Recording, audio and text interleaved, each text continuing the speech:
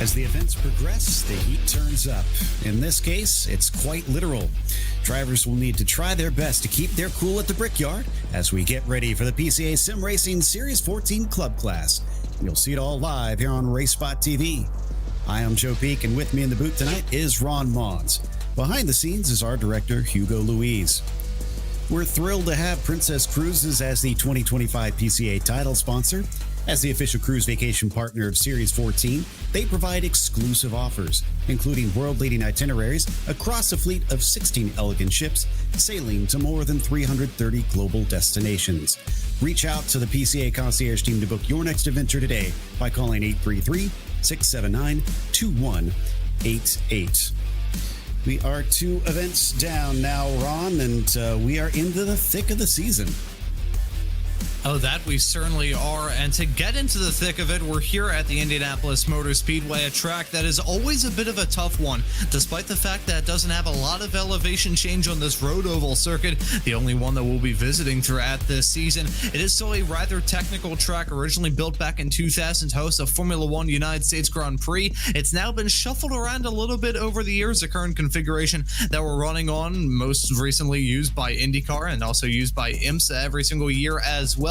This track has, even though it was originally designed for open wheelers, it does have a lot of sports car heritage in its rather short history. Of course, IMSA races here, a litany of other sports car races, and the SCCA National Championship runoffs were held here a couple of years ago as well. So this track, a little bit of a happy hunting ground for sports car fans.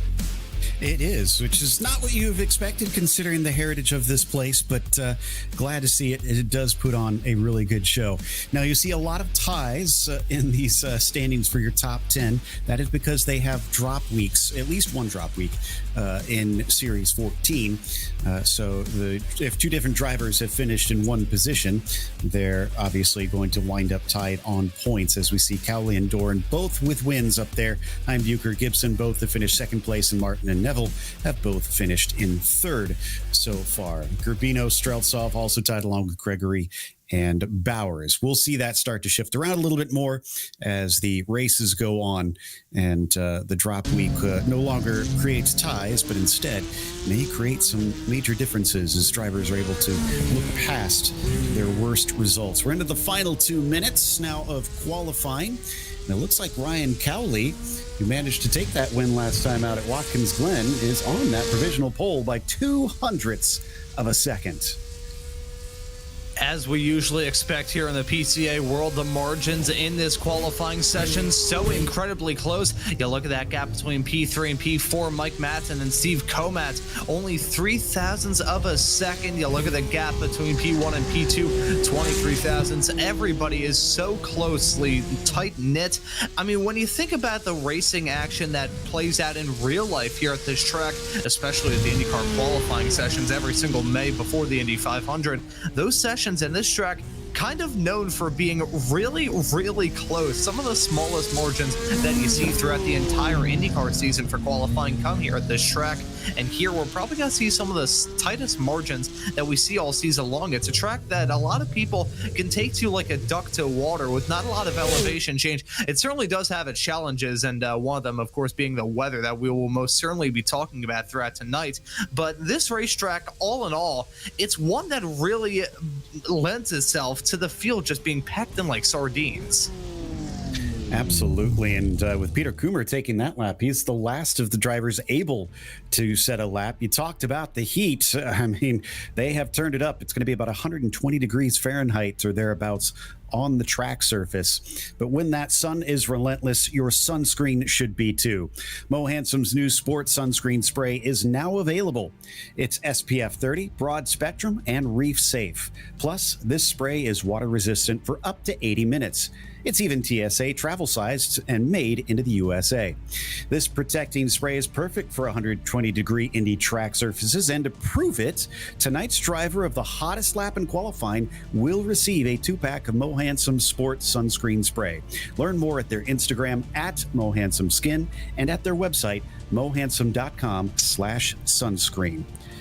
Looks like Ryan Cowley, as things sit right now, is going to be coming home with a little bit of suntan lotion himself to try and keep the sun off of him next time he goes outside. But we'll see if he can stand the heat out there on track, Ron, because like you said, it is very tight up at the top.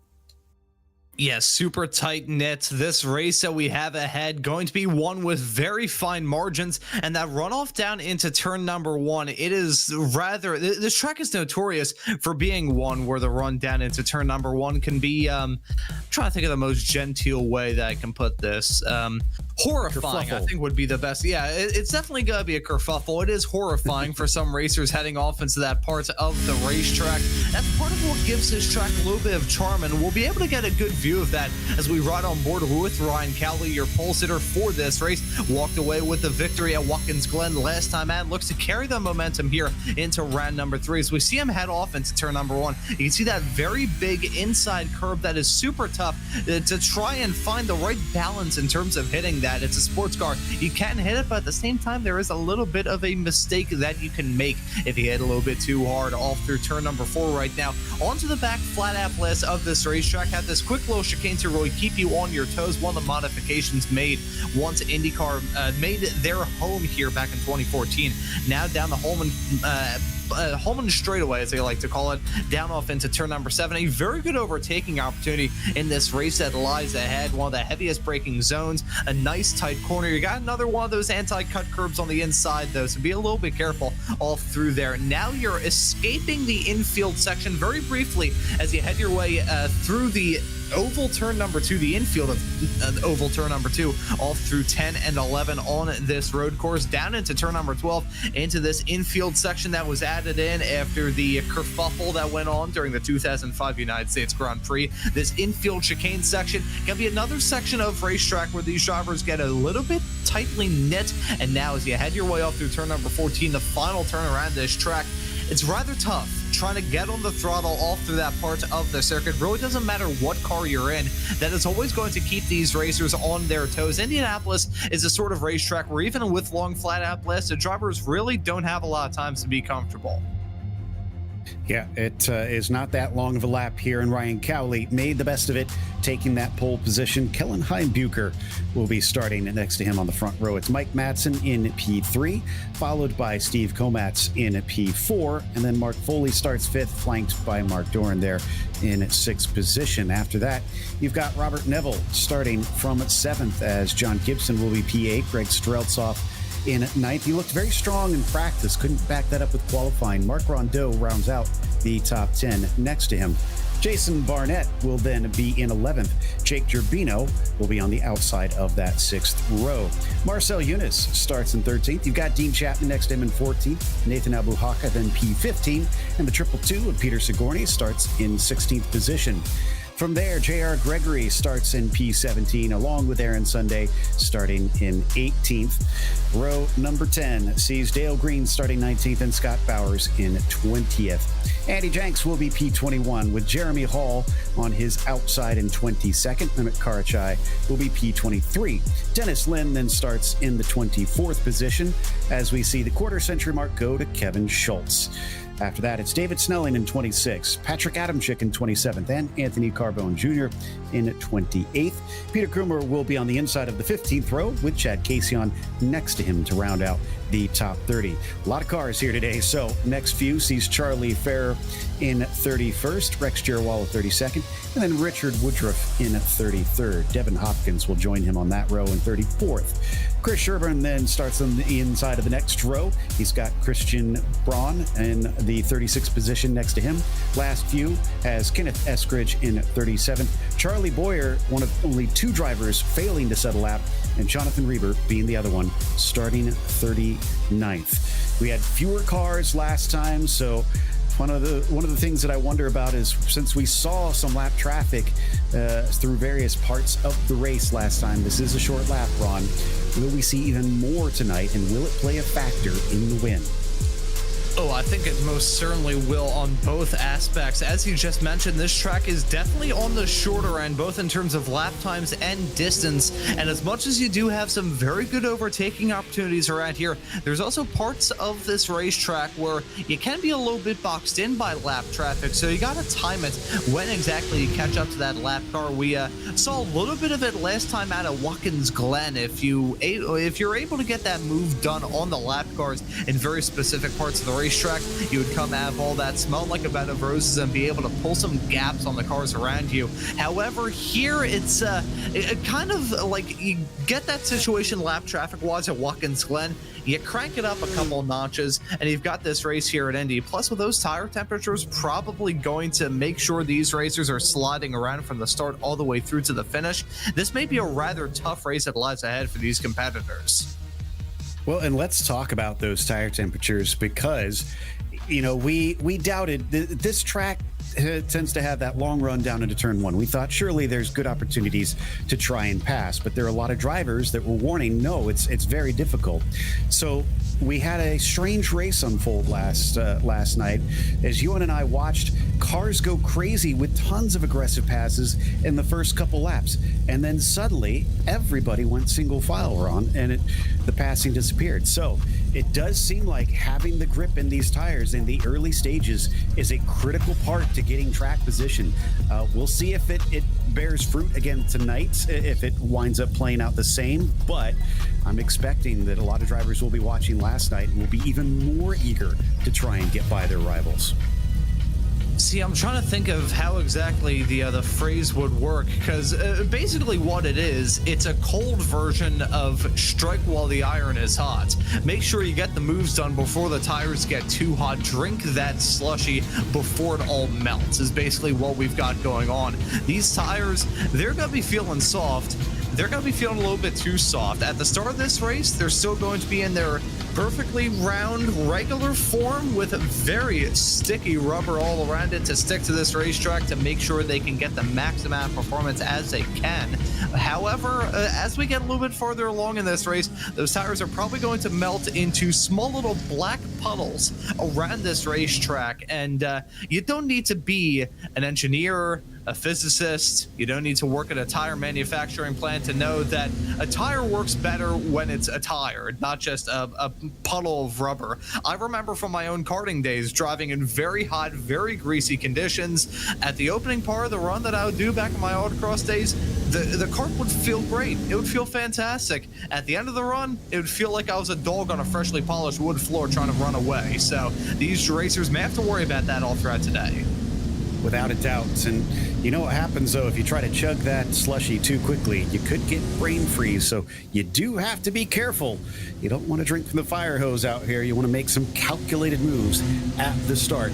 And Cowley is going to be starting on the inside on that pole position as he waits for the call from the flag stand to get going down into turn one. Green. There it is now. Green flag is out. Did look like a pretty good start there for Komats from third, and he's already going to try and make it 3 wide as he pops out to the left-hand side for the lead, coming down into the first corner. Look at the cars fanning out. They know this is going to be critical as it narrows up here into this first corner, and already it's looking like we might have problems unless everybody is on their tiptoes coming through here. One car actually cuts to the inside, and amazingly, we get through without any cars being turned, but Komats leads. And now we still have some bottlenecking sections here all through 3 and 4. Now about to head our way off into the 5 and 6 chicane. This part of the racetrack is single file on a good day. If you try and go side by side off through there, it's going to end poorly as that's a spinner. Multiple drivers spearing off the track as they head their way onto the backstretch. Looks like Adam Chick, I think, involved. Rondo potentially out there that's been caught up in it. Cars trying to get themselves moving. They do have a spare car waiting in pit lane if they need it, while we still get some side-by-side battles down into turn 7. And we got another car spinning right in the middle of the racing line, which makes everybody scatter. Now we're going to be hopping on board a few of them towards the latter end of the pack, trying to avoid the craziness. This is definitely not as clean as we saw in the first lap over in the pro class. Yeah, that was Robert Neville with the spin off through the tight twisties on the infield section. Very lucky that the driver of the 087 car was able to get back up and rolling without both losing out on any single spot that he held on to and also holding on to a semi-clean race car. But here we go, side by side, racing up at the front. These racers really want to strike while the iron is still not too hot. And it looks like Cowley is going to get that lead back. I have to say, I'm impressed with Komatz going from fourth to first, and it is a chain reaction going backwards as Komatz and Cowley made slight contact, and Heimbucher got into him, and Matson also punched a hole in the rear bumper of the number 19. It looks like they'll all get away with it, but they're going to hope that they don't have damage on the nose or the tail of the cars as we got more problems out of one. Yeah, that's Peter Sigourney involved in all of that. Not sure who the driver that was spun off in that nearly made contact with the 222 car as they tried to get back up and rolling, as that's a spin again off into turn number 4. Trying to make out who that is. It looks like Aaron Sunday, who gets turned around, falls all the way to 36th position. I thought that we'd have some drivers be a little bit more aggressive today, but my goodness, there have been some ill-fated moves already out here as we once again come back to our leaders. Cowley ahead of Komatz still, Heimbucher in second, and Matson in third. And this is what kicked off all the craziness down out of the chicane of 5 and 6 as the 011 seems to have just gotten a little bit loose, and everybody behind maybe trying to react to that. And I didn't really mention it in the track guide that I did right after qualifying a little bit earlier on in this broadcast, but part of what makes that chicane section so tough is we see what sent Robert Neville off into a spin off through turns number 8 and 9. I think he had a slight little tap in the back of the car, but what makes that chicane section onto the back straightaway so incredibly tough is the weight transfer. These cars don't really respond too well with quick changes of weight, as we see Mark Doran, while the driver's involved in that spin with himself, and Peter Sigourney coming out of turn number 2. That backstretch chicane, the weight transfer that goes on through there, if you could see kind of, I think there's some other games that really show off kind of the center of pressure, the center of weight and all that stuff, and how it shifts off through the racetrack. If you could see that heading off through that section, no matter what car it is, it just goes all over the place. Every single spot of the car where the weight doesn't want to be is where the weight usually ends up, which makes that section so tricky to manage, especially at the start of one of these races with everybody packed in so tightly. Coming back to John Gibson in the 911 machine, sitting in 8th place right now. That's Mark Foley in front of him, who is trying to defend P7. And coming down into the braking of turn 12. A little bit of a look to the inside from Gibson, but decides against it as he's not close enough to make that pass stick. Although he's much tighter to the inside of the corner compared to what we're seeing with Foley. He tries to get the wheels underneath himself once again, and it does look like he has pulled away from John Gibson onto the critical main straight. Yeah, and as we see these racers head their way down into turn number 1, I was expecting turn 1 to be a bit more of a source of drama as we see a driver sliding coming out turn number 14, going to impact the inside wall. Just as I was talking about a little bit earlier on in the show, Anthony Carborn Jr. proving exactly what I was warning about, trying to get on the power as you turn your way out of turn number 14, especially as you slam your way back up onto the banking, coming through what is oval turn 1. And the final turn around this track, super tough to nail down as a 333 car. Going to capitalize on that opportunity. The 16 car still trying to get his bearings straight. Of all the turns around this racetrack, certainly pretty much all of them have their own unique challenge. But in my book, turn number 14, the final turn around here, very challenging, probably the most challenging for that exact reason. Trying to get on the power heading off through there is such a tough ask. And as you can see, Gibson did manage to get by Foley. Just had a good slipstream down into turn 1.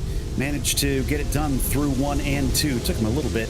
And Jared Gregory is going to take a little bit to recover, unfortunately, as he eventually gets the 218 back onto the circuit and stops the bleeding from cars sneaking by. So we're seeing a bit of action here, but will it start to dry up like we had before? As this is what put Jared Gregory off the course. He's fighting side by side. Is there any contact here, Ron? Oh, yep, there it is. And it's similar to how turn 1 can usually end in a drama like that. Turn 7 can end exactly the same way. One thing about the Indianapolis Motor Speedway road course that as much as I adore IndyCar racing, I've seen it many, many times, and even in most certainly in sports car races running around here like this one certainly is. You've got sections of this track that bottleneck. You go from a decent amount of lanes down to probably about half of that. Turn 1, a pretty big example of all that. Back when the NASCAR Cup Series still ran here on the road course, you saw that every single time there was a restart down to turn 1, they could go 5 wide, and then they had to bottleneck it. And even going side by side all through there, considering the infield grass that sticks as you had your way down to turn number 2, definitely sticks as. Look at Dean Chapman going for a dive down to turn number 7. That is not going to work out, as he is going to slip back right beyond Jason Barnett. It was a gutsy move, don't get me wrong. You kind of have to go for a dive off in there, say, you know what, I'm gonna just send it off into the turn 7, though, exactly the same problem as turn 1. It bottlenecks pretty badly through there, so if you get a move done off into turn 7, you got to get it done with a large amount of authority, otherwise it may end a little bit hair-raisingly. Yeah, he just didn't have the grip to try and make it stick. By the way, Gibson was given a black flag for responsibility with the incident of the 087 of that was ahead of, it was Robert Neville, excuse me. So right at the very beginning of the race, he's been now fallen back down the order and returns to the track just about a lap down from our leaders as we watch the battle coming down into the first corner once again, kind of being led by Abu Haka that we can see in that Roxy colored car there at the front of it. He's being trailed by Foley, Barnett, Chapman, who have been watching battle, and then Bowers is at the end of this train. And Abu Haka, the central Indiana region driver, looking to impress here at his, what we can imagine is probably his hometown track, as you can see him clobbering the curbs all through that 5 and 6 chicane. This is one of those racetracks where, as much as many a racer can take to it like a duck to water very quickly, I mean, it's been documented in the IndyCar spheres whenever IndyCar qualifying took place, rookies usually tend to do quite well here, because this is a track where you can get up to speed rather fast. But this is the sort of racetrack where you can get a lot of speed by just honing in the small little details. May not be the biggest swing in the world, may not be the biggest amount of time gained in the world, but if you can just shave a couple of hundredths, maybe like a tenth or two, maybe even a couple of thousandths in a series like this, which is always so competitive, around a track like this where the margins can be so razor thin, those small little details can make a world of difference. Absolutely. And coming back onto the main straight, the difference is going to be Barnett getting the pole from Foley in front of him. Will we see the 495 pop out to the inside? There's similarly liveried cars here, as he is going to give a big look, but Foley with a late defense on top of it, trying to keep him from getting to that apex first there at turn 1. So he'll stay in that 8th place. Barnett, I have to imagine, probably didn't take kindly to that late move. Yeah, probably not. I feel like there's another one of those, talking about the many things that pop up with this racetrack, another thing to raise. I think tensions may be a little bit hot. I don't think the racetrack is the only thing that's going to be hot at the end of this race here this evening. This is just the nature of this circuit lends itself to drivers going for moves that others may see as slightly questionable, for lack of a better term. It happens in real life. The tensions may get a little bit high around this circuit, and I feel like we'll be seeing that a little bit here tonight. There's a black flag actually in the air for Mark Doran in the 486 car. Interesting. So that was the incident with the 222 car, it looks like, and that was on lap 2. I'm trying to recall. We've had a lot of incidents here at the start. Try and remember amongst these cars. That was Peter Sigourney, apparently, that he had made contact with. So he'll have to come in and serve that shortly as we check back in with Peter Sigourney. This is in the midst of another train, which we saw a lot of last night as well. It seems the difficulty in getting by other cars, Ron, kind of forced these sort of, quote-unquote DRS trains without the DRS.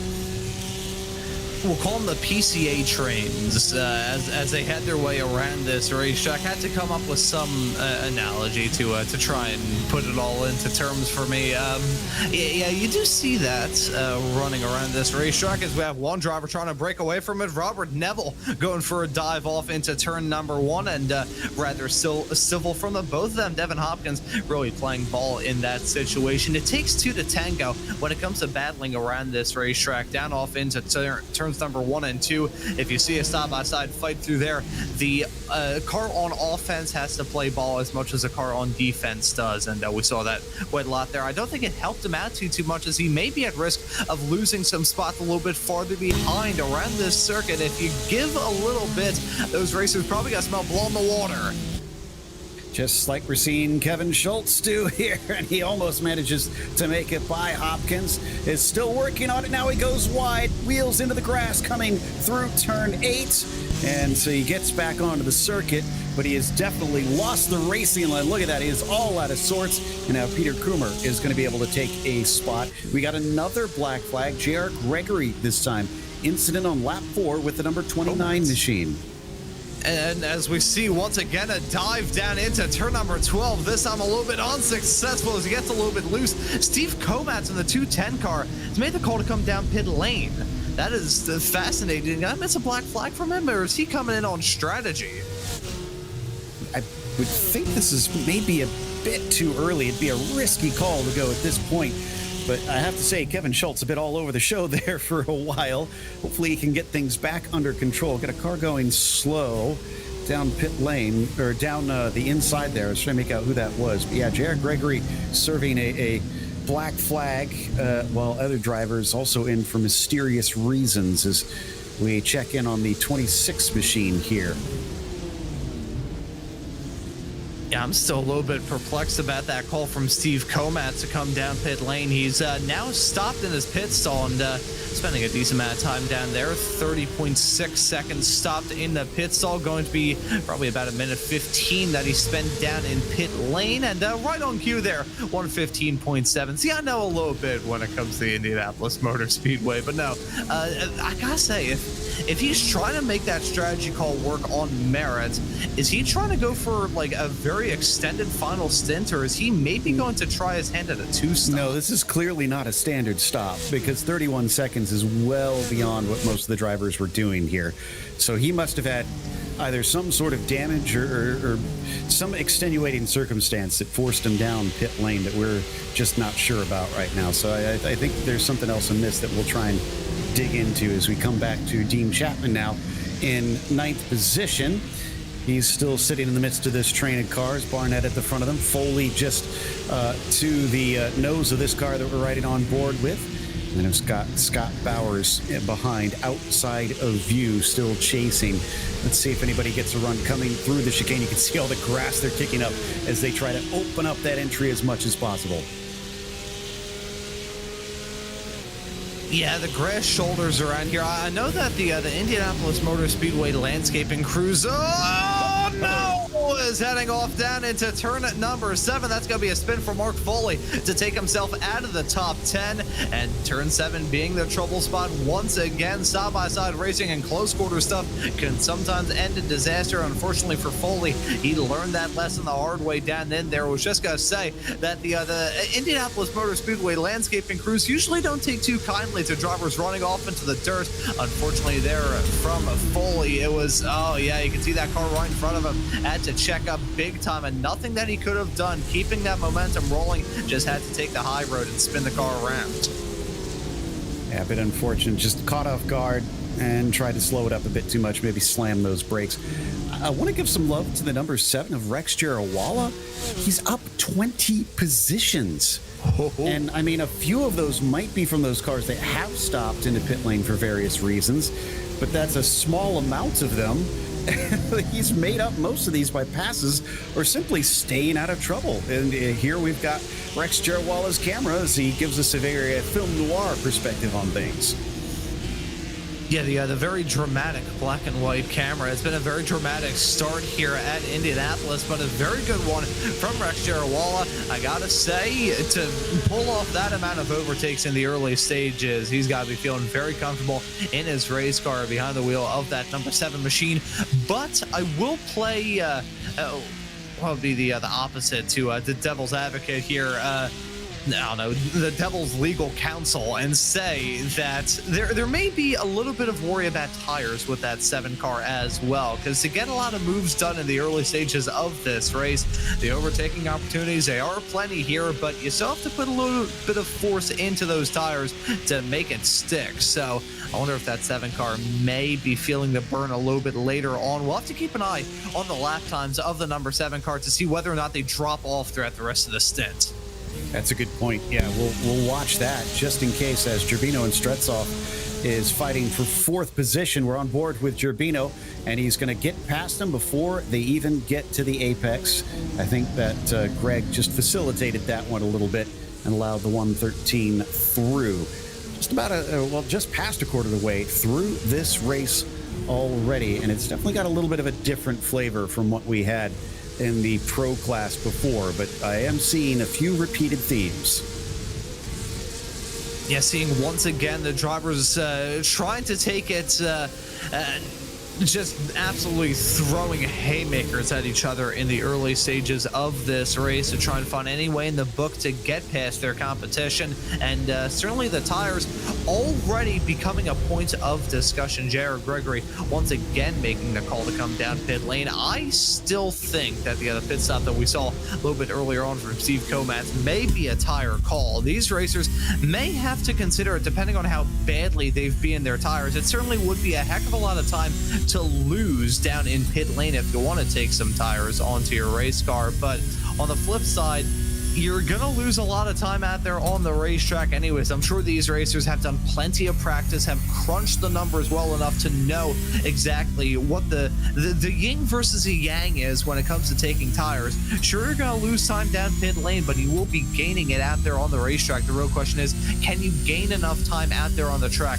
with a tire advantage to really offset the amount of time that you lose down in the pits, and maybe even gain a little bit if you do decide to make that call. I would try and crunch the numbers myself, but I give myself a headache trying to chew gum and walk at the same time, so I'm not even going to attempt.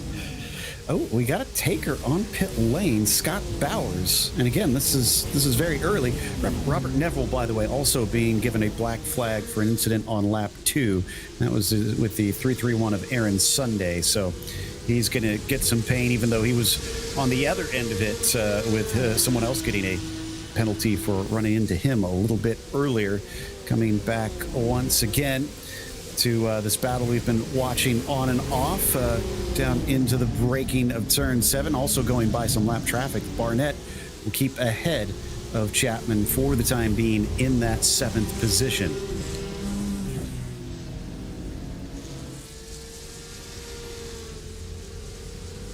They work their way back down onto the oval once again while they've separated. I want to give a really quick mention to Princess Cruises.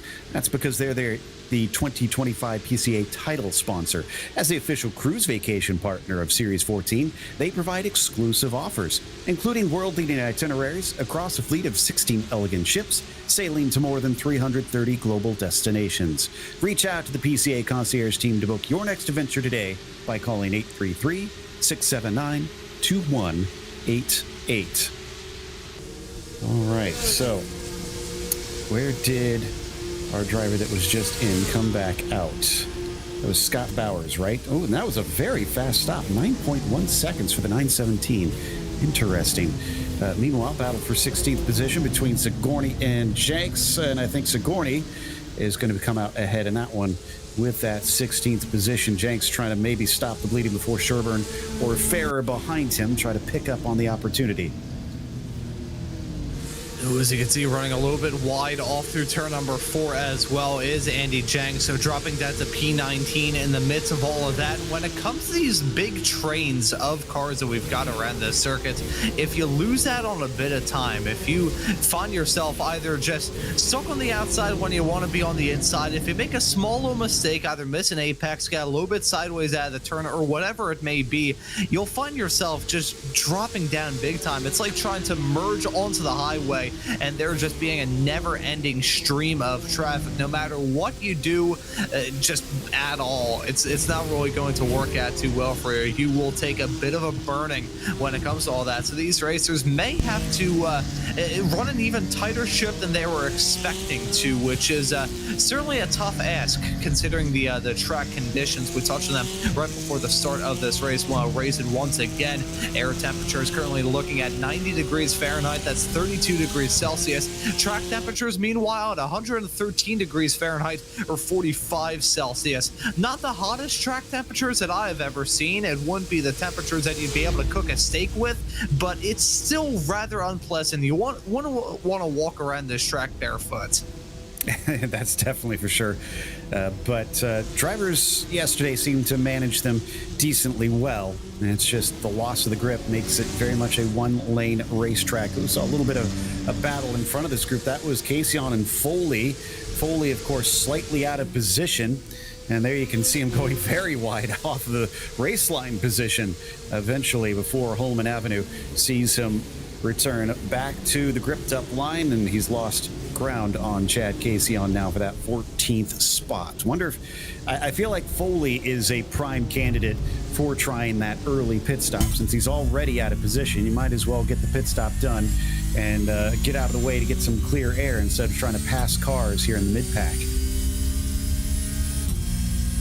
You know, we have seen in the past 2 races here this season, drivers going for the rather off-the-wall strategies, just trying to throw something at the wall to see what can stick with the adverse conditions, with the nature of this track, with the fact that these racers have been struggling to try and get past each other, at least in the case of last night's race and thus far here tonight. I think you're exactly right there, Joe. This may be the event where you can try and throw something a little bit different at the wall, come into the pits a little bit early. Of course, these racers probably have a whole lot of software behind them to try and figure out where exactly they're going to exit out, if they'll find themselves in a small little pocket, a pocket of peace, so to speak. I'm sure these racers have a lot of permutations that they're running through their head, probably some strategies that they intended to go for even before they started this race. But I think for some of them that are maybe behind the agenda a little bit, behind schedule, so to speak, with some drama a little bit earlier on, there's not really too much to lose to say, you know what, I find myself in a lot of action. There's a big pack that I'm in the middle of right now, and my lap times are kind of stagnating.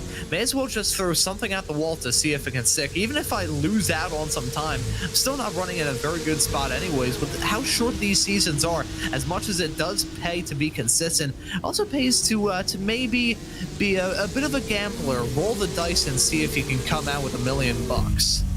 We had a chance to chat with Arthur Chan, who wound up finishing on the podium last night, about that. He was saying that it, didn't seem to really do all that much of a difference if you try to pit early, which I guess does make sense since they generally don't take tires in this series. We can see Mark Doran on the top also has a black flag penalty right now.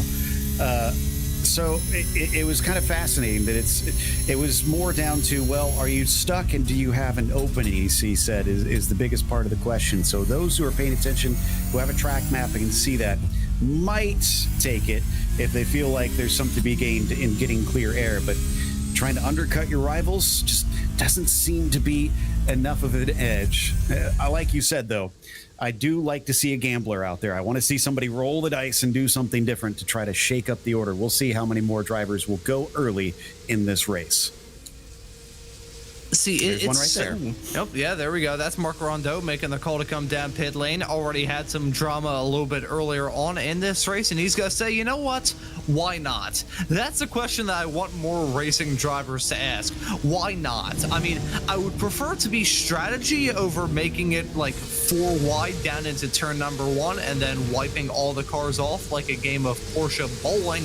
But I gotta say, I'm absolutely with you there, Joe. I would love to see these racers roll the dice and just try and be experimental when it comes to the strategies that they work with. Hey, it gives us something to talk about here in the broadcast booth. We get the opportunity to theorize what these racers may be doing, as Nathan Albuquerque has actually got a come down pit lane in the 958 car. Interesting call from him.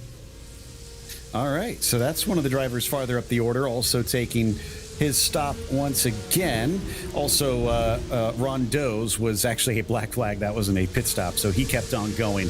He was just serving that penalty. As we come back to the battle that we were watching a little bit earlier here with Greg Streltsoff and Jake Gerbino have been fighting against one another for much of the race. In fact, we're already about halfway through this thing, and these two can't seem to get away from one another. Let's see whether or not one of them maybe makes a call. Could see Streltsoff maybe try to leapfrog him a little bit. Is up and around, just ahead of them. That, I think, is Heimbucher. Yeah, so that's Heimbucher going around a lapped car. So already we're seeing these lapped cars become a bit of an issue, and that lapped car was Mark Rondeau, who actually smacked the wall, locking his wheels, coming into turn 12. Thankfully, did not make contact with anybody. You know, we mentioned a little bit earlier on in this broadcast how the lap traffic was going to be a source of contention, a bit of a trouble spot for many a racer up and down the grid. I think that lap car, maybe Rondeau, it looked like, as they had another slide coming out of the final turn. I just saw them, the corner of my eye, lose control, heading out of the final turn, actually impact the wall. But we said that the lap traffic was going to be a trouble spot and be a source of contention for these racers. With that moment down off into the infield chicane right towards the end of the lap, though, the lap traffic actually being a bit of a thorn in the side for Kellen Heimbucher's cardiologist. Tell you what, Albuquerque, who we saw pit this past lap, was 23.2 seconds. Another situation where maybe he just didn't tick off his free repair, and that it forced him to take some repairs in the pit lane. Whatever the case, he's going to lose out a little bit to whoever he was racing with, because that's probably a good 8 seconds or so slower than what a normal pit stop should be. This is Ryan Cowley, our leader. Heimbucher just behind him, I'd say may have caught up a little bit from some of the lap traffic we've been watching, so that's worked out well from the 19. I don't remember him being quite this close, even though he's been kind of keeping the 24 honest here. We watched from our leader, looking back at Kellen, and you could see that lapped car. No, excuse me, that's not a lapped car. That's Mason. So that's our top 3, all within 1.5 seconds of one another. This has remained quite close. Yeah, they've never really shaken each other off, so to speak. It's just been rather close. It's occasionally gone a bit more spread out than this, but I think the lap traffic and with those approaching pit stops coming up, that's going to be a bit tense there. The lap car spinning right in front of your race leaders. They're all going to avoid, and the lap car going to get out of harm's way. But these lap traffic encounters cause these racers to get a little bit closer with the pit stops coming up here soon as well. I'm sure the pace is starting to change for all 3 of these racers running in the podium spots. Can maybe see that Ryan Cowley starting to lose a bit of time when it comes to his laps. Maybe Heimbucher's being a bit more on the consistent end. Maybe Mike Matson's able to turn up the wick as we get to the end of this pit stop. These racers pushing the limits a little bit more as well. I wouldn't be too surprised if we see at least one of them make the call to come down pit lane in the not too far off future, because there's a lot of stuff that's playing at these racers. They're already about halfway into this race. I'm sure the tires are screaming in pain. They're probably running on fumes at this point, depending on how much they started with. And the tension is starting to raise as well. We saw a few laps ago Ryan Cowley weaving, heading down the back straightaway, trying to break the draft. Now, these cars aren't draft monsters, but rather are telling to see the change in attitude up at the front of the field. I think cool heads will prevail at the end of this race, because that's twice now we've seen the leaders wind up in scary situations with lapped cars up at the front or just hitting the halfway point.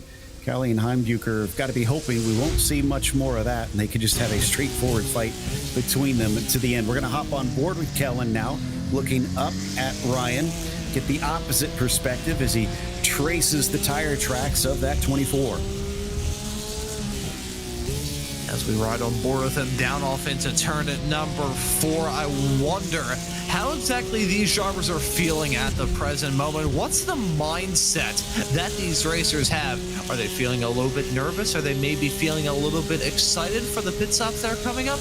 Are they maybe feel nervous for those pit stops coming up? The only people who really know what's going through these drivers' minds are the drivers themselves. And one thing that I absolutely adore about the fact that we can see Ryan Cowley as he drives around this track is the fact that you can kind of see the body language develop all throughout this race. We saw him moving around. I'm sure he probably feels very confident about his chances of doing well here, and based off the fact that he's led now past the halfway mark of this race, I'm sure he probably does, even with those pit stops and about half this race still left to go.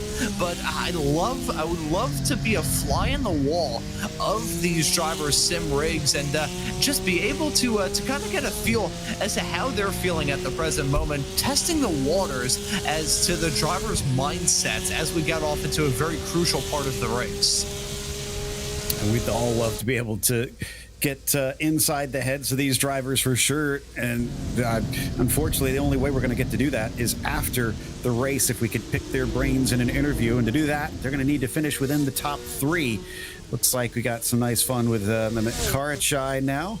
Rex Girawala, rather, at the front of this group. Oh, he's giving a big toe to Jeremy Hall. You could see him try to move to the middle of the track to keep Hall from getting an advantage, but Hall is going to break later, coming down to the apex. Is he going to make the corner? Just about box Girawala, but he is timed it almost perfect. No, he doesn't. He slips wide at the second corner, turning back left, and it looks like Jeremy Hall, against the odds, is going to hold ahead, at least for a brief while. It's another right-hander coming through 4, and now it's side by side coming through the chicane. This rarely works well, and it's going to be Jeremy Hall who backs out, loses not just 1, 2, 3, 4 positions from that mistake.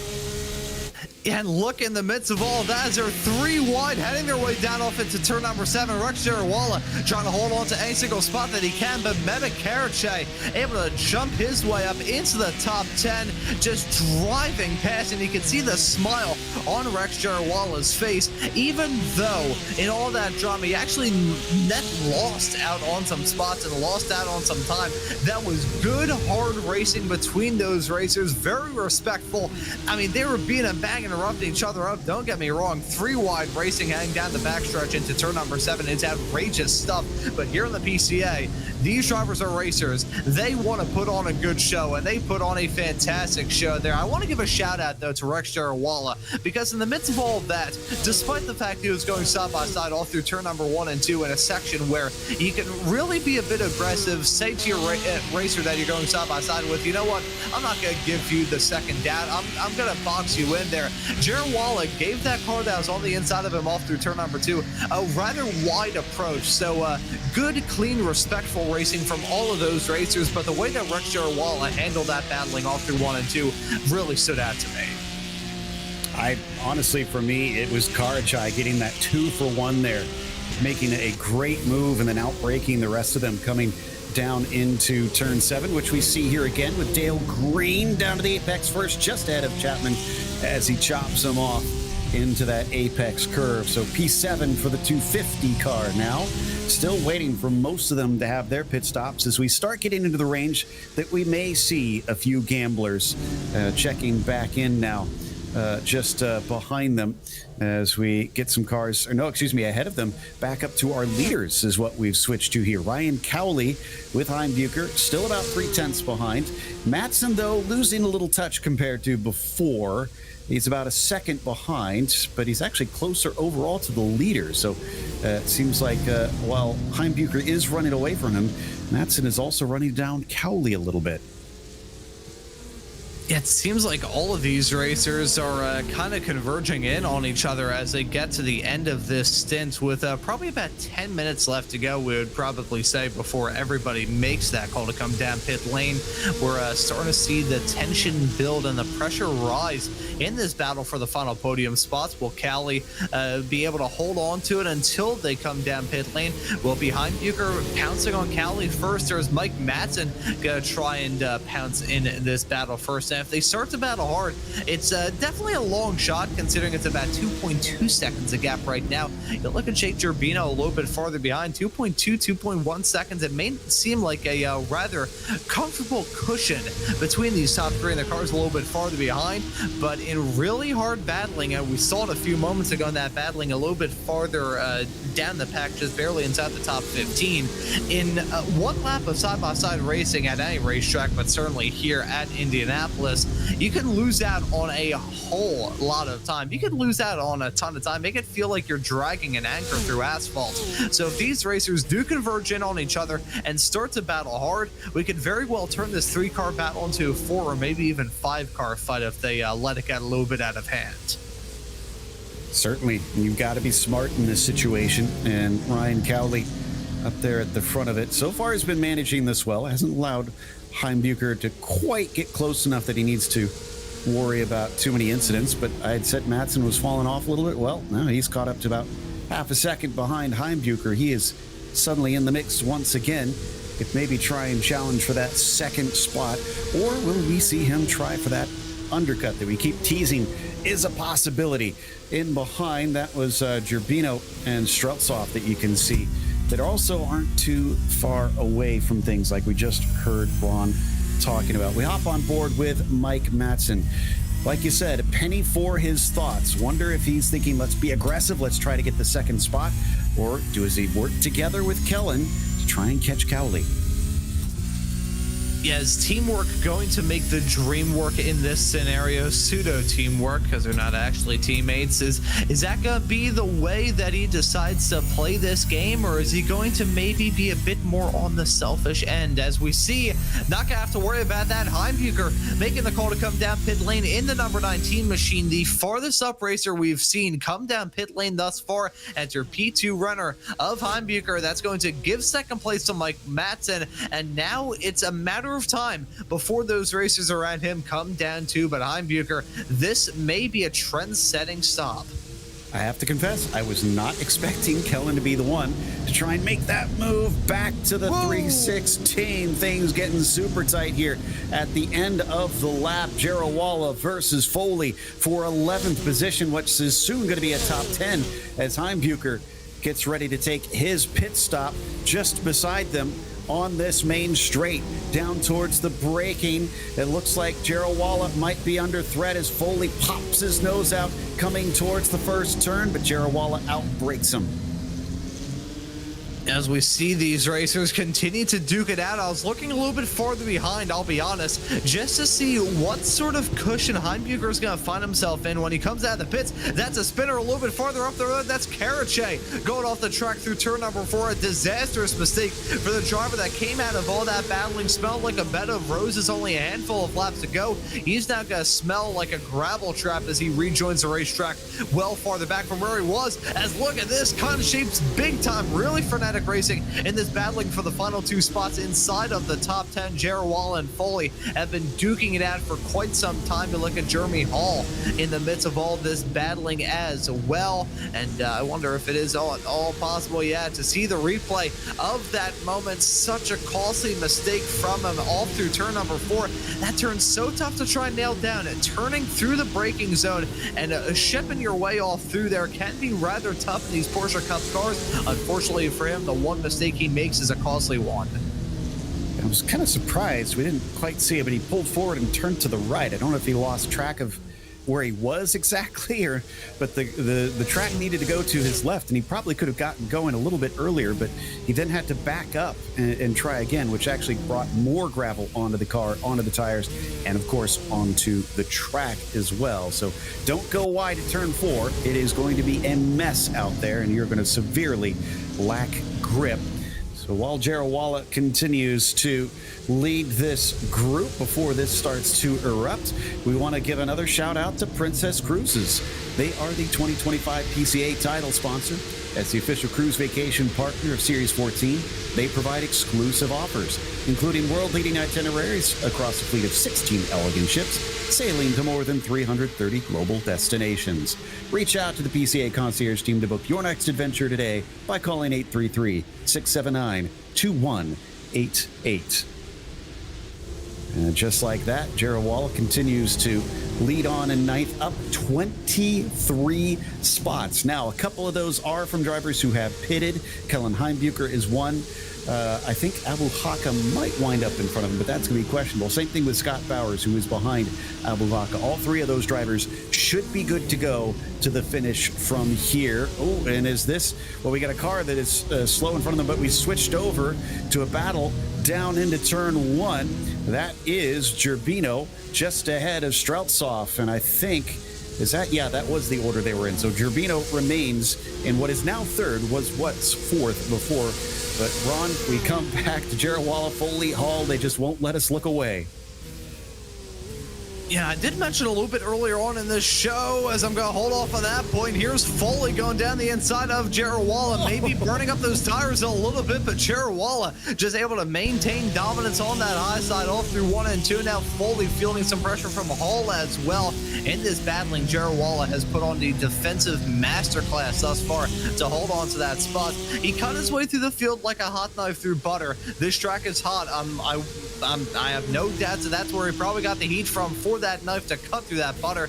He's been on the charge all throughout this race, but his tires are probably searing at the moment. That is a big disaster. Mark Foley sliding down. He narrowly avoids Rex Jarawala, and that is going to end in disaster. That's Jeremy Hall, my apologies. In the midst of all that, it was himself and Mark Foley chasing each other's tail down to 7 that leads to that happening in the first place. So he saw Foley's outbreaking of himself coming down into turn one and decided to one-up him a little bit. Thankfully, nobody was there to run into, but just by a couple feet, as Jarawala, no doubt, was a little bit scared by suddenly seeing that flash across the front of his car. So thank goodness we came away from that one. Speaking of, Foley's off track. I thought he was pitting in. He has had an accident at pit entry. For some reason, I'm not sure why, as we get one more angle there of the crazy incident there with Jeremy Hall. Yeah, quick little spin heading down into the pit entry. It's a rather awkward pit entry, frankly. It's on the outside of the second to last turn. You gotta carry a little bit more speed in there than you usually have in mind, but it's such a small little bit of asphalt that you're aiming for. That pit entry road is narrow. It is small, minuscule even. You're not aiming for a lot of racetrack as you head your way off in there. So trying to master the run onto the pit entry can be about as important as trying to master the rest of the racetrack. It is rather awkward, so to speak, especially in these Porsche Cup cars, which are certainly on the bigger end on iRacing. So that's going to be very, very costly for the 316, as we got, Greg Streltsov. Okay, another big runner up at the front is in, and looks to try and hit his marks as he attacks the cone, so he's making the most of this. Gerbino carries on, and so does Barnett and Dale Green behind him. We also got the 14 in there. That's Christian Braun. He is a lap down.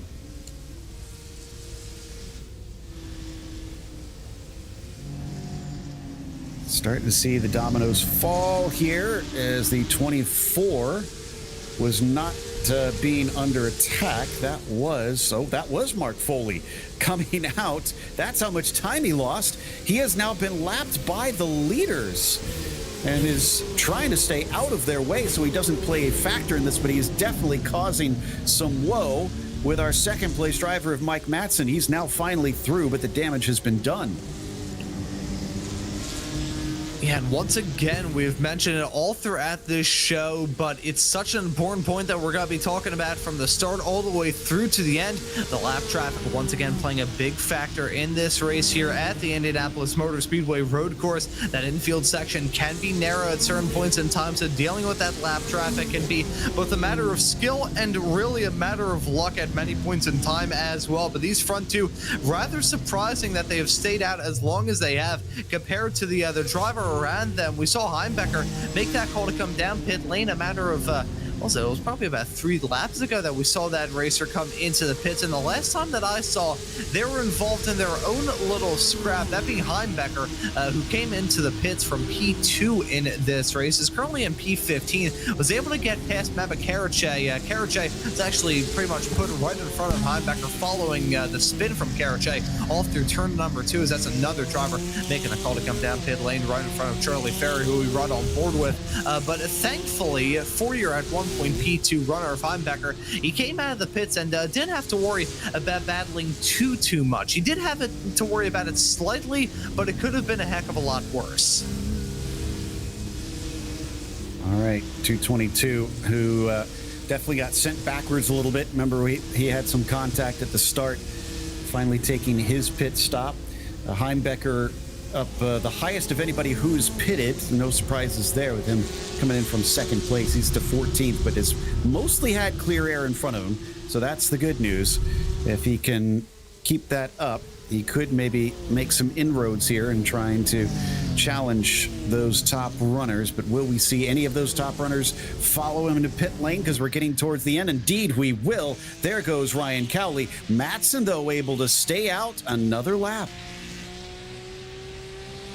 Rather fascinating. I wonder if Matson just spending all of this early stage of the race down behind the 2 drivers right in front of him, if he's just been able to maximize the fuel saving all throughout this race, and if that may be what makes or breaks this battle. Not a large gap between himself and Cowley at the time of Cowley making this call to come down pit lane. So if Matson can pull it off on strategy and strategy alone, I haven't really talked about it. We've mentioned the strategy being important, but we haven't mentioned an overtake through the pit stops, trying to run a different strategy, put a heck of a lot less fuel in there because you need a heck of a lot less fuel. That may be the call that the number 8 car of Mike Matson is trying to make here. And hey, if that's a basket that he's putting all the ships in, I think that is a very good call from him.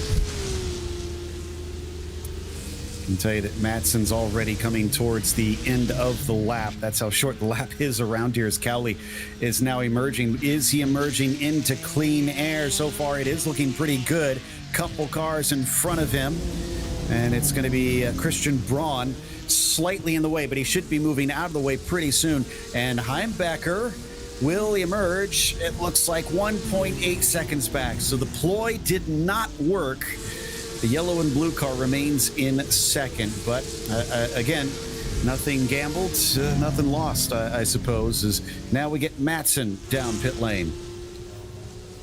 Yeah, just to briefly touch on the Cowley-Heimbecker situation, I wonder if Heimbecker being stuck, for lack of a better term, behind the number 78 car of Mehmet Karache not too long ago, I wonder if that could have potentially affected the gap between those two. But regardless, Heimbecker, it's not an insurmountable gap with 12 minutes left to go in this race, but it will sting ever so slightly as we keep an eye on this battling a little bit farther behind those racers that I just mentioned. That's Richard Woodruff in the midst of all of that battling, currently running in P13. The top 4 all making that call to come into the pits as we have side-by-side racing down to turn number 12. We've got battling, we've got pit stops, we've got everything going on at the present moments.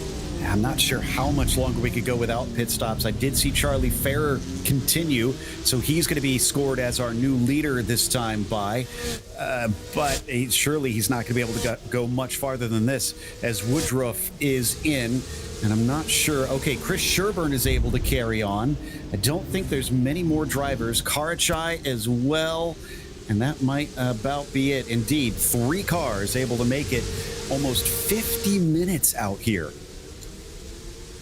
That is astonishing, both from a fuel perspective and a tire standpoint. These racers not going to be swapping tires in the stops, but that small little time that they run down pit lane is a bit of a reprieve for both the tires and the racers alike. So that is a rather astonishing first stint to put in, nearly 50 minutes long. But those racers do have to come down pit lane at some point in time, and probably going to see them come in very shortly. This could be significant right here.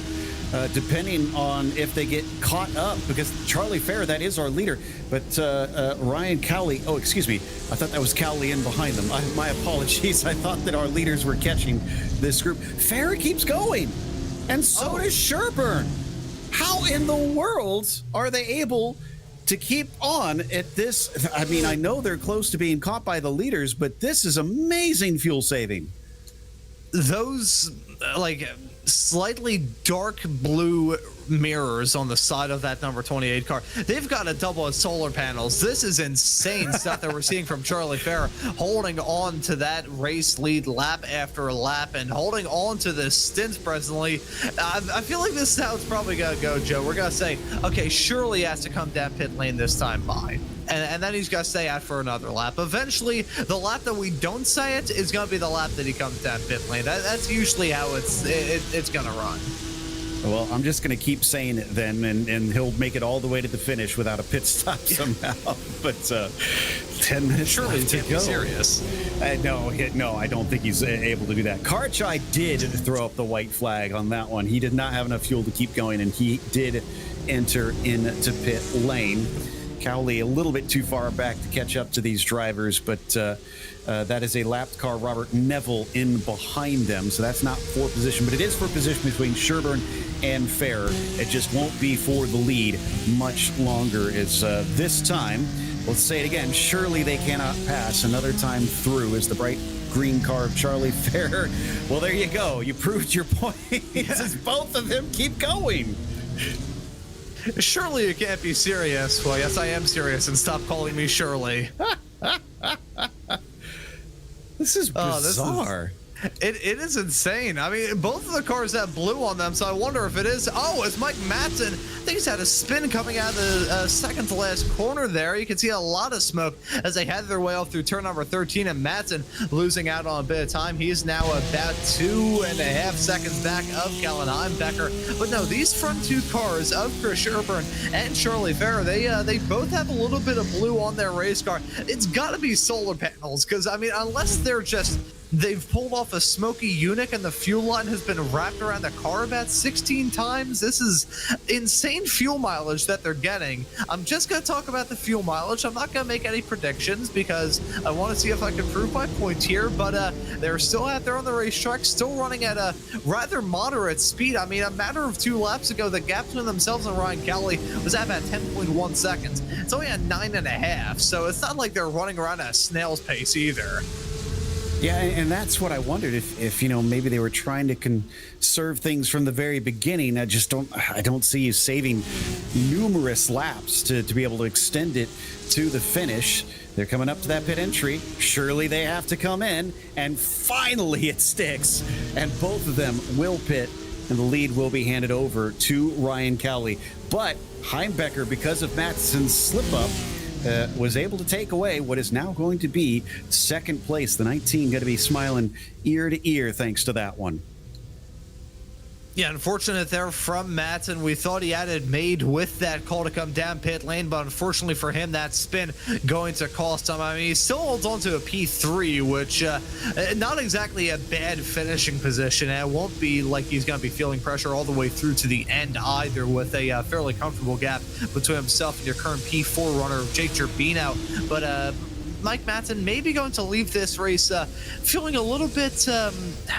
not really sure the best way I can sum it up, really, like a slightly bitter taste in his mouth. It's still going to be a podium at the end of it all, but was maybe thinking that this race could have been a bit more. This season is short here. Only 7 races in the Porsche Club of America all throughout this season, so you don't have a lot of opportunities. You don't have a lot of chances to really make a statement, so you got to capitalize on every single opportunity that you have. See Greg Streltsov taking some fuel here. There's some arguing and bickering on the radio for some reason. I can't make out what it is for. But now that, and this might be what it is involved with and why we see that 22 car down in pit lane. No wonder there is so much frustration. I think we've lost right now from this race as he's retired. Well, it's not just the track temperatures heating up, but also the tempers by the end of this. And when that heat and that sun is relentless, your sunscreen should be too. Mo Handsome's new sports sunscreen spray is now available. It's SPF 30, broad spectrum, and reef safe. Plus, this spray is water resistant for up to 80 minutes. It's even TSA travel sized and made in the USA. This protecting spray is perfect for 120-degree Indy track surfaces. And to prove it, tonight's highest climber will also receive a 2-pack of Mo Handsome Sports Sunscreen Spray. Learn more at their Instagram, @MoHandsomeSkin, and their website, mohandsome.com/sunscreen. Right now, the driver that looks like he might be taking that home, Rex Jarawala, but he's got some real competition for it. Charlie Ferrer's up 19, and Chris Sherburne is up 21. My goodness, were there some hard chargers. Yeah, I've said this a lot throughout the show, and I'll say it once again. Many a racer cutting their way through the field like a hot knife through butter. It's been a tough race for these competitors from the drop of the green all the way through to the fall of the checkered, coming up in about 4.5 minutes time. But these racers have coped with the challenge rather well, despite occasional points of drama, occasional points of frustration, and the temper certainly flaring as we get to the end of this race. I think all of these racers have put on a very good show thus far here tonight. They've coped with the challenge brilliantly. They've put on a pretty darn good race here at the Indianapolis Motor Speedway road course, and with only 4 minutes left to go, we have still got some battles and a heck of a lot of storylines to talk about, as about halfway through the next round of the championship at Laguna Seca in 2 weeks' time, we will be officially halfway through this Porsche Club of America season. So these racers are already having to worry about the championship points leaving this round here at Indy. Indeed, every point will matter. You talked about there's only 7 events. Only 6 of them count, remember, because we do have those drop weeks. Help save those that have a bad time or have to miss an event. Jarawala still giving us some tension here at the end. Not only is he trying to lose some spots to hold on to that highest climber with Scott Bowers in behind, but Dennis Lin ahead of him offers another chance for another pass, along with Albuhaca there in the pink machine that could also be an opportunity to pass depending on the pace that he has. In fact, look at this. Dennis Lin suddenly under serious threat.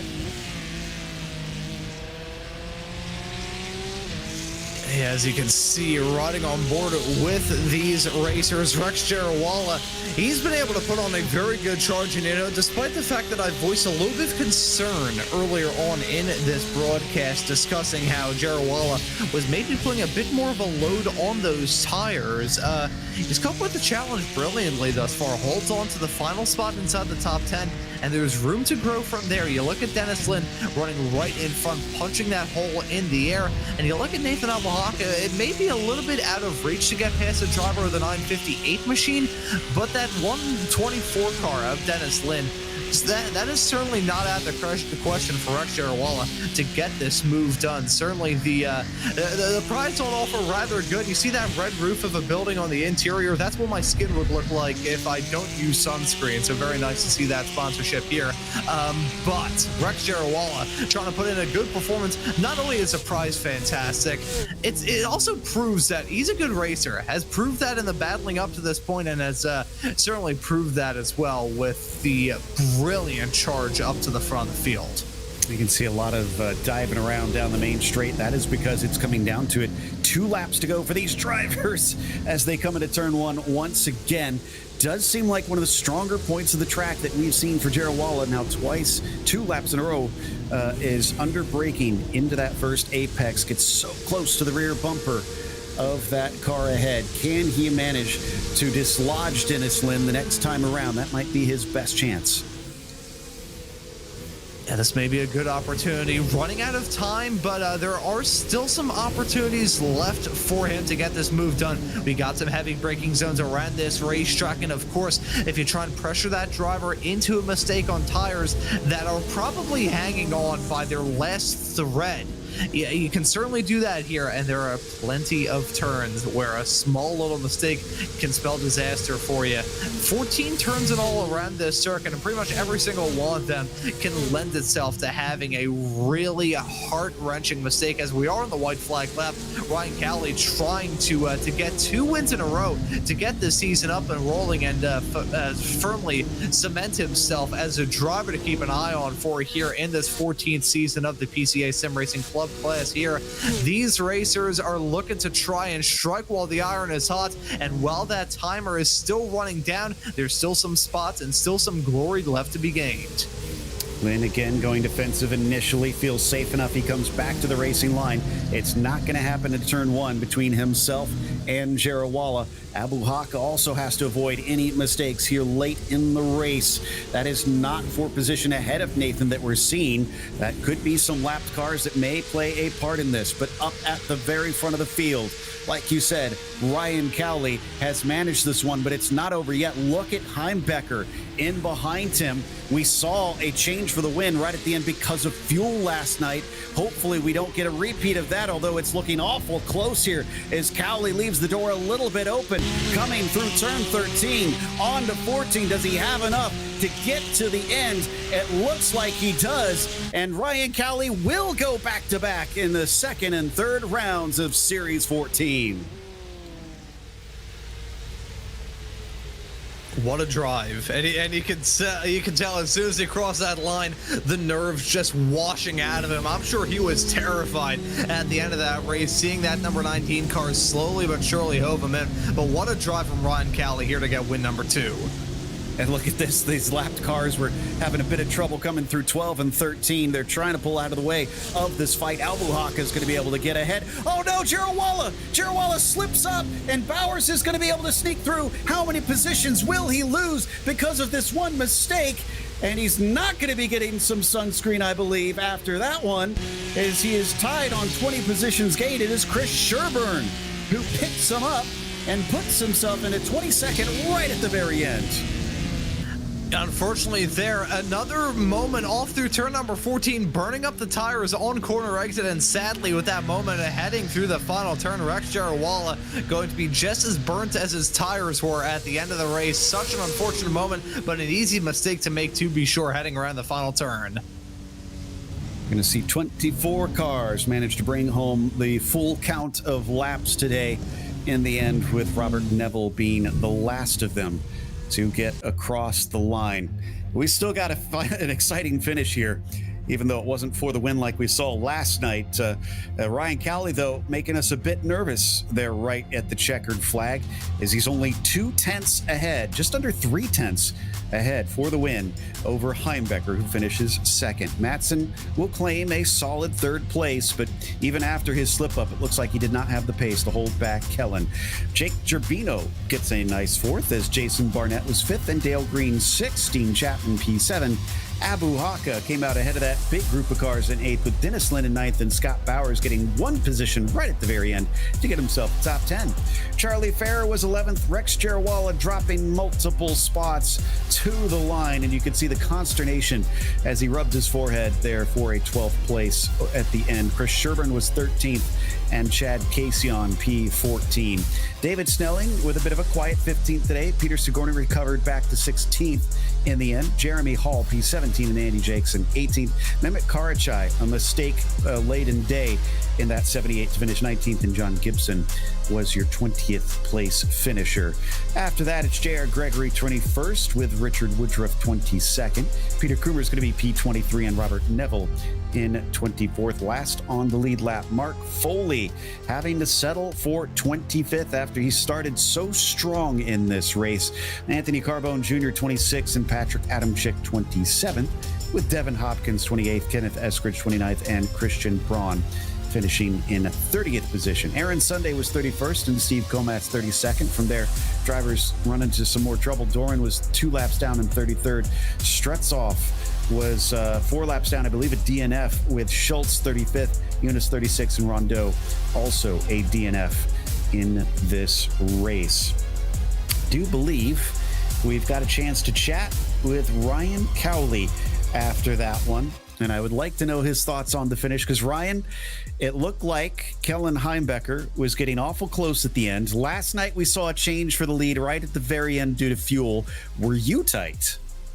That's exactly what I was looking at, too. Like, he was closing that gap, and I finished with about a half a gallon of fuel, so we took, just enough. I was really grateful to see that checker. I didn't know if we're going to hit the time and have to go an extra lap. I'm sure you're glad that you did not have to do that. How was the track itself? The temperatures have been such a big talking point coming into these 2 weeks. Now that you've run through the storm, what's your assessment?